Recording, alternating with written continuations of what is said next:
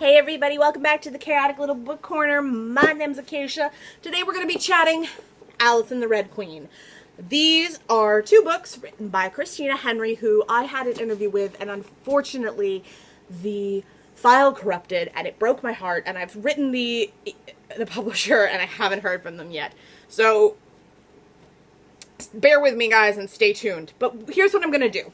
I'm going to talk to you guys about this because Red Queen just launched on the 12th, and I think that it deserves so much more love and attention than it ever has gotten, and I think that Alice deserves as much too. I actually want to buy the UK edition as well because I love the cover of both of them, and this book, if it wasn't my favorite book ever of last year, it now is one of my favorite books ever of last year. So when I spoke to Christina, she talked to me a lot about the fact that this book did not start off as a dark, twisted version of Alice in Wonderland.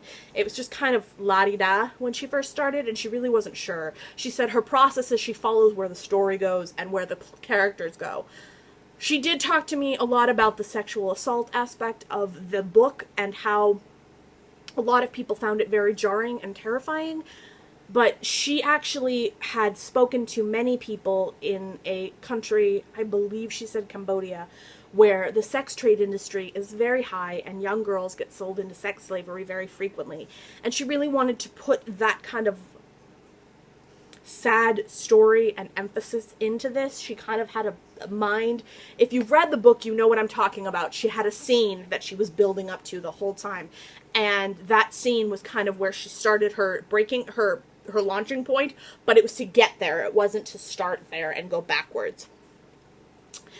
Alice really took me by surprise in terms of a book. I saw it and I picked it up without any hesitation just because I knew it was based on Alice in Wonderland, and I read it in a sitting or two and I gobbled it up. It was a wonderful read and something very deep, and I know that a lot of people on BookTube have either not read it or have felt that it was too over-sexualized. But that said, after speaking to Christina, I do understand why she did what she did. She was not trying to make it an overtly sexual book. She was trying to make a point about a society and a world that is very dark and very real and very raw. And when you look at it that way and you take it as a kind of, what's the word I'm looking for, construction and honest depiction of something very sad, you get a really wonderful book and story that is able to allow you to see a world in a way you never thought you could. I personally read them both and loved them both for very different and very distinct reasons.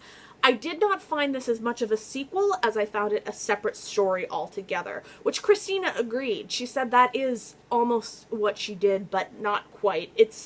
It's very much, this is your story of a survivor after the sexual assault, but what happens once you survive is in here. What happens once you've passed that point of survivor and you've gotten to the point where you now start to live your life as a person and continue on with your life.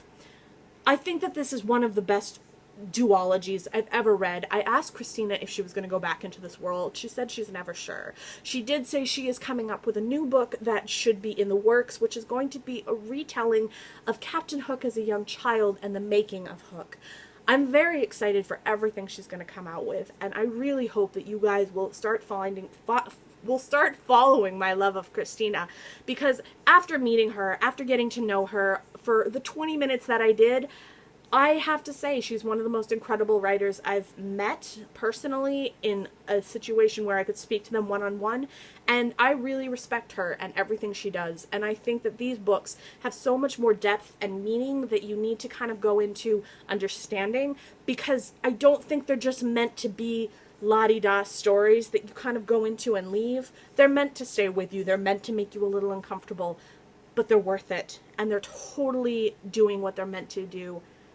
And if you're not sure, I'm going to read you the first page.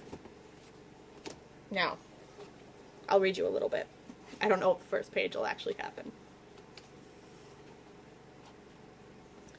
If she moved her head all the way up against the wall and tilted it, to the left she could just see the edge of the moon through the bars. Just a silver sliver, almost close enough to eat. A sliver of cheese, a sliver of cake, a cup of tea, to be polite. Someone had given her a cup of tea once. Someone with blue-green eyes and long ears. Funny how she couldn't remember his face, though all that part was hazy. Her memory of him wrapped in smoke, but for the eyes and ears, the ears were long and furry. When they found her the way she would be, the rabbit, the rabbit, the rabbit, was all she could say, over and over.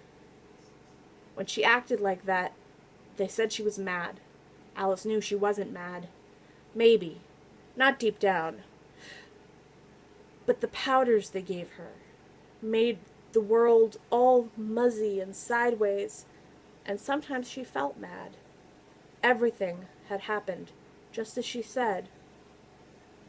When she could say something beside rabbit, she and Dor went into the old city. Guys, pick it up. Do it. These are amazing. And if you're afraid that they're going to be too close or too much of a warped Alice in Wonderland, if you love Alice in Wonderland like I do, go into it with the idea of it being an Alice in Wonderland spin-off, or like just a different world completely, a different Alice, but with elements. You'll really appreciate it, and you'll love it, and I think you guys should pick it up, and I will see you in the next video.